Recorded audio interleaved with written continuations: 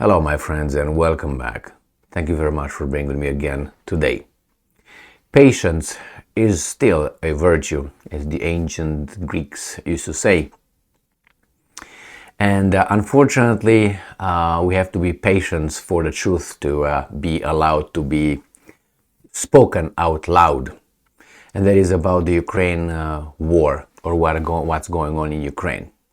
A lot of us know what's going on over there, what really goes on, and don't buy into the narrative fed up to us by certain interest through their weasel tools. Sometimes you have politicians, important leaders, who speak the truth, and you see how immediately they're bashed and they're attacked, and their character is destroyed, or at least an attempt to delegitimize their voices. In this case, Viktor Orban, I think, is one of them. One of the only guys that is allowed to speak out loud and is publicized. You hear from him.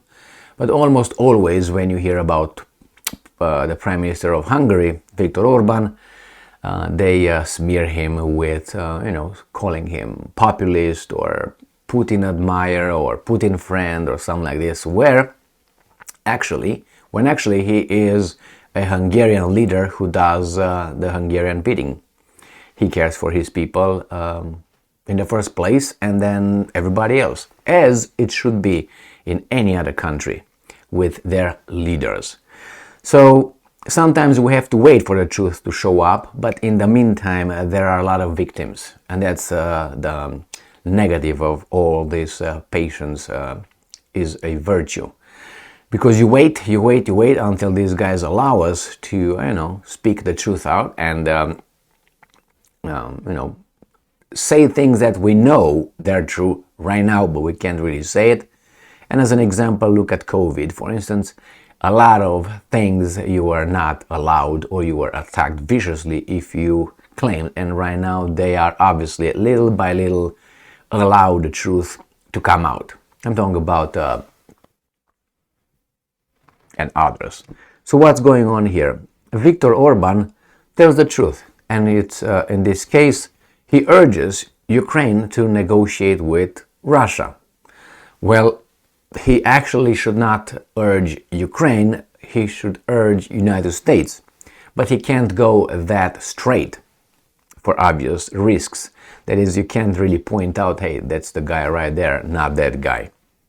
But who knows who's the one in charge really in Ukraine on the side of the forces of good. So what happened now? We have here an article from the Ukrainians where Orban says the obvious, and that is Orban urges Ukraine to negotiate with Putin, and then Ukrainska Pravda says and repeats nonsense about, quote-unquote, West's war to last Ukrainian soldier. Well, I don't think that's nonsense. I think that goes to match the reality. I mean, if you look at it right now, Ukraine, financially, militarily, politically, is kept alive by Western support, by a few countries on this planet, not by the world community, by a few countries, not even 20% of this world.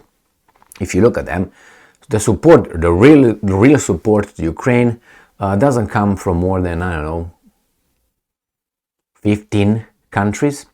And I'm not talking someone who sent a helicopter over there, or someone who sent a weapon or bullet.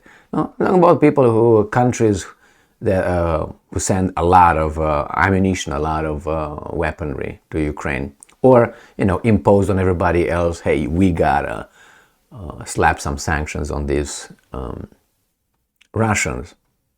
And it's true. Once the way I see it too, it doesn't have to be from Putin. It doesn't have to be from George W. Bush. It doesn't have to be from Trump.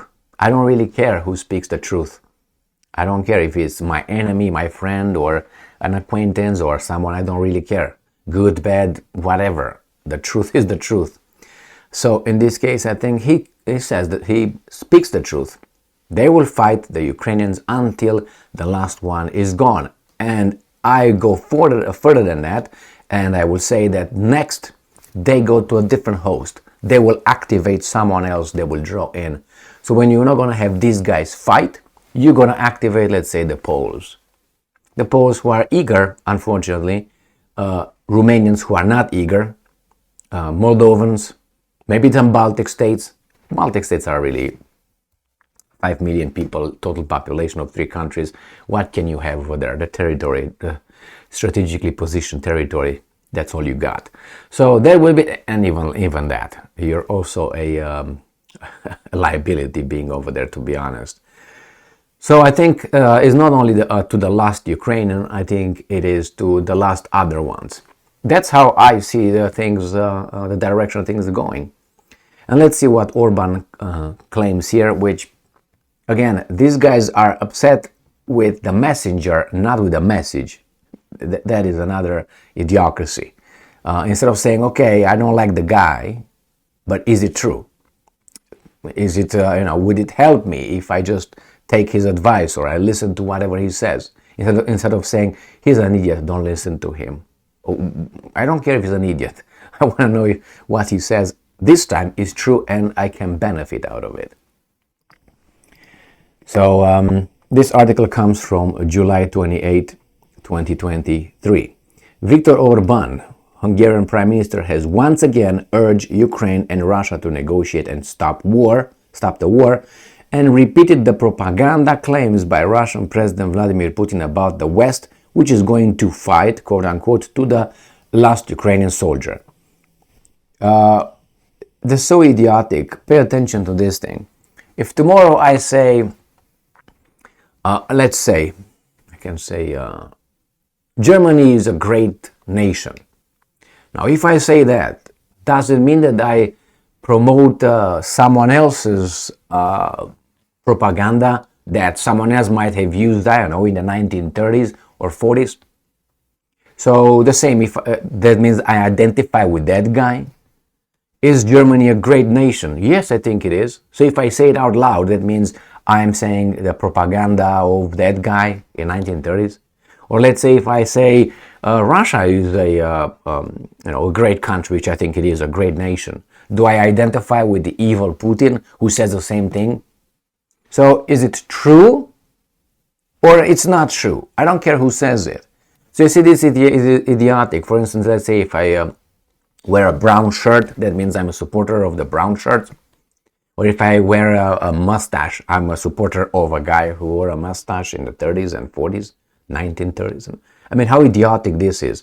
I mean, if you do like this, when someone commits a crime or, a mass shooting somewhere, they try to say, okay, this guy read that book. That might have influenced his decision, his stupid criminal act. How do you know that? He read many books. And in the meantime, he might have read the Bible too. And if you read the Bible too, there's a lot of ram-pam-pam over there. Okay? Moses did a lot of ram-pam-pam, the Saint Moses, just to go on that way. So again, how do you pinpoint it was those guys if there's no relationship? So what if they say it? I mean, even if you use certain words from the Bible, doesn't mean that you agree with you agree with that person. Its word is language. You have to use it. And you can have some opinions that many people had. In this case, he repeats what Putin said. Maybe that's how he sees things.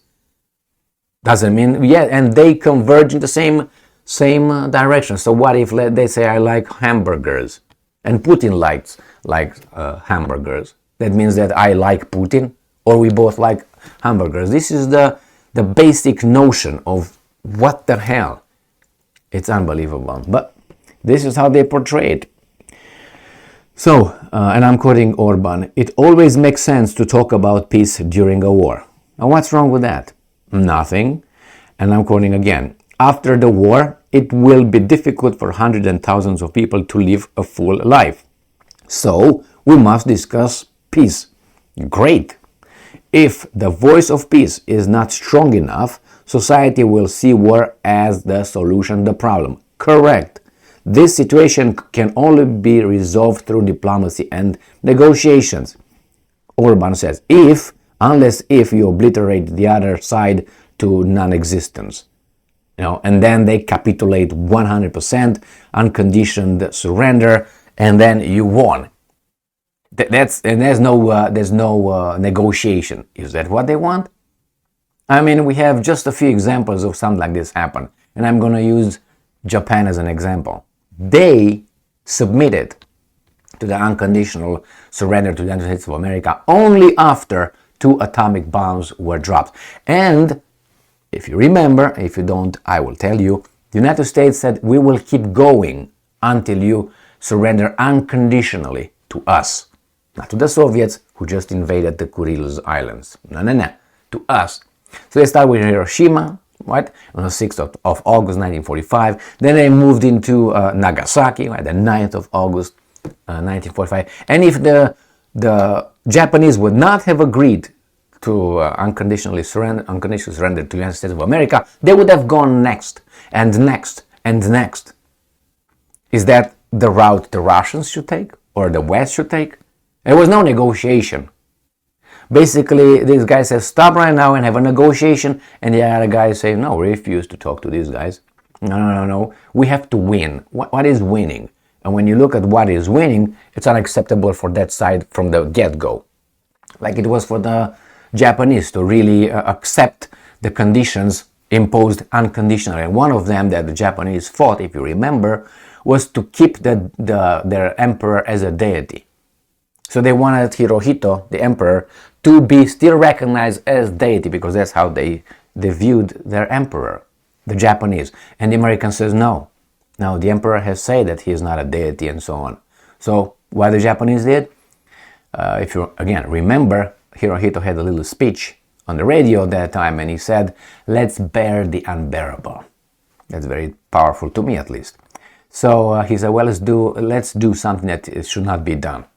So is that what these guys want? Humiliate and destroy? Well, they deserve it. Well, I don't know if everyone deserves it, you know what I mean? Maybe some deserve certain kind of punishment, but as always, the truth is somewhere in the middle. So it's not only that these guys are clean 100%, the other ones are dirty 100%. There's no such a thing, even in a relationship. Even in a relationship, if they say, well, he's been an asshole, he's been this, after all is this, and you didn't know that? After all, who chose that? Wasn't it you? Well, I didn't know. So what does it mean? That you can break the law without knowing it? Are you going to be just forgiven for that? No, you get a ticket for that. You're punished. Even if you break the law without knowing it, you get punished. The same here. Well, I married a guy. How long did it take you to marry the guy? Well, 3 days. 3 days, was it enough? Did you think about it? No, it was 5 years. Oh, and in 5 years you couldn't figure out this was a brute? Well, he changed. Really? Okay, he changed. When he changed, did you do anything about it? You could have left him there. Why did you wait for it to be a few more thousand times? Anyway, let's move back here. So he claims that with the beginning of the full-scale invasion, Western countries should have, quote-unquote, localized the war as Angela Merkel did, end quote. And I'm quoting, this is what should have been done now. This is what we suggested. The West is not doing this right now. It sends money, weapons. Of course, the Ukrainians are fighting. The West is fighting to the last Ukrainian soldier, end quote, Orban said. Background, and now they tell us, well, Putin voiced this about the war of the West with the last Ukrainian at a meeting of the Russian Security Council on June 22nd. Dmitry Peskov, Putin's press secretary, repeated the remark. So, that's their interpretation of something that looks like is like that. Representatives of the Ukrainian authorities do not hesitate to repeat the lies. That's an opinion, man. That's an assessment. I mean, what do you want? And that's something that's going to happen in the future. That's why they claim to say, if you continue like this, the Russians will obliterate you by the end. And then what's going to happen? These guys will not come to the negotiating table. And as I said, I push it even further. They will take the next host. Boom, Romania, Poland, Moldova, they have a lot of idiots over there ready to defend NATO and the Western values. Because the Russians, as you know, again, that's not a lie, they want to actually invade the whole Europe and subjugate the Western civilization and bring their dictatorship over the free world. This is not a lie. No. This is the truth. But what the other guy said, no, that's a lie. Isn't that the same kind of statement? Okay, that's your assessment. But the thing, you have any evidence to back that up? This is the process right here. Is there any evidence? You can't just jump, oh, he's driving a car. That means he's going to go and smash the car in his, former employer building. Where's the connection? Well, he's angry. But he's angry because he couldn't have a hard-on this morning. All right? But it doesn't mean that is going to get his car and is driving right now to smash into his former place of employment? Yes. Where's the connection? Well, it is. Because it is. You don't see it, you're dumb. What? That's how they treat you. These are infantile people with power, unfortunately. Thank you very much for being with me again today. Stay strong, stay smart, look for the truth, and be just.